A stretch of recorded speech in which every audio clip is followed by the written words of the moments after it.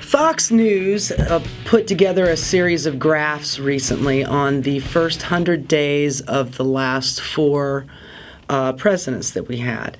And I'm going to illustrate to you how completely deceptive this is. Obviously that they are, that they're hawking for their beloved Trump in this. And this was reported on in The Hill. I'm going to show you a series of graphs, and, well, they're not really graphs, they're just pictures with some numbers underneath of it. But here's the first one. The first 100 days employment rate. Okay, so when you're talking about the employment rate for the first 100 days, you're essentially talking about the last president. What the rate was left to the new president. First 100 days, you're 3 months in, You haven't really done a whole lot. But, Donald Trump is already talking about what great things he's doing. But here you see Bill Clinton, he, first 100 days, he's a 7.1 unemployment rate, which he got from George H.W. Bush, George Bush the first. And then you see George Bush, he's got 4.4. He looks like he's got the lowest one on here. That's the unemployment rate that he got after Bill Clinton. Back then, at the end of Bill Clinton's tenure as president, that was when the Internet.com bubble was about to pop. It actually popped in August of 2001.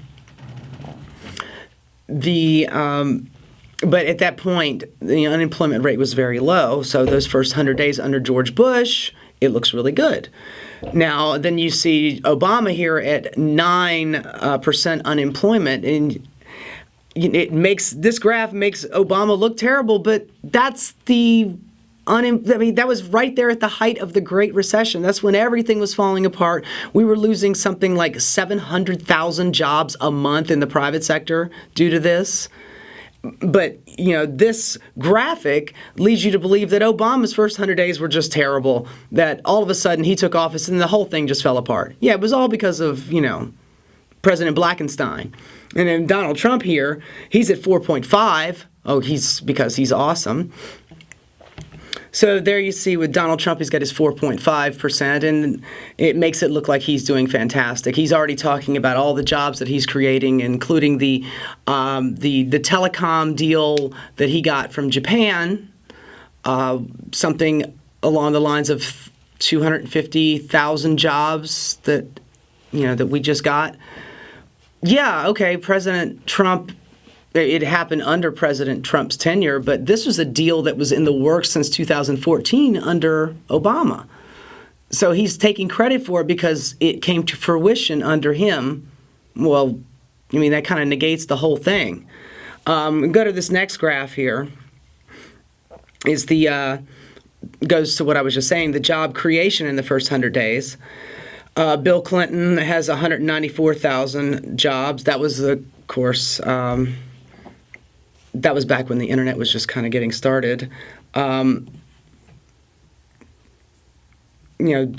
George Bush, just 45,000 jobs. Under President Obama, we lost 1.5 million jobs in the first 100 days. Yet again, when they put this thing out, they don't say anything about the fact that the Great Recession, hello. No. Just makes him look terrible. All of this is designed to make Obama look bad and Trump look great. And you see that Donald Trump's here with his 317,000 new jobs, but I just said a minute ago, 250,000 of those were through that telecom deal that Obama put together with Japan back in 2014. All of this is just so false equivalence, it's just ridiculous. I'll go to this next graph. It's the 100-day GDP. yet again, Obama is at negative 5.4 and Donald Trump is 0.7. Means under Donald Trump, we get the gross domestic product from Obama in those first 100 days. So, and 5.4 under, negative 5.4 under Obama. This is just designed to make the Democrats look bad. And my point to all of this is not only do the Democrats do better when it comes to fiscal responsibility, they prove it every time. When you look at stuff like this, you see it. This is the way the economy is when we left it to you. So Donald Trump has got 0.7 GDP growth in the first 3 months. Well, that's due to Obama. Those first 100 days, you can't take credit for half the shit. You can take credit for your executive orders, but you can't take credit from all the things that are running over from the previous administration. And I have this argument all the time with conservative voters, and it really frustrates me. Just constantly have this argument. Republicans are just more fiscally conservative. No, they are not. They cut taxes and increase spending. They grow the debt and they grow the deficit. And then after their term is over with, they hand this mess over to the Democratic leader. Okay, you guys just clean that up, okay? You got a broom? You can work that out? Okay, cool. And then at the end of the 8 years or 4 years of the Democratic presidency, they hand it back over to a Republican, and the first thing the Republican wants to do is cut taxes and increase spending. This argument is ridiculous. Conservatives are not more fiscally responsible. They are not better at small government. This argument that Republicans are more fiscally responsible is, as my mother would say, it's hogwash. My father would say it's bullshit. It is. They overspend and they cut taxes. That right there is a recipe for disaster.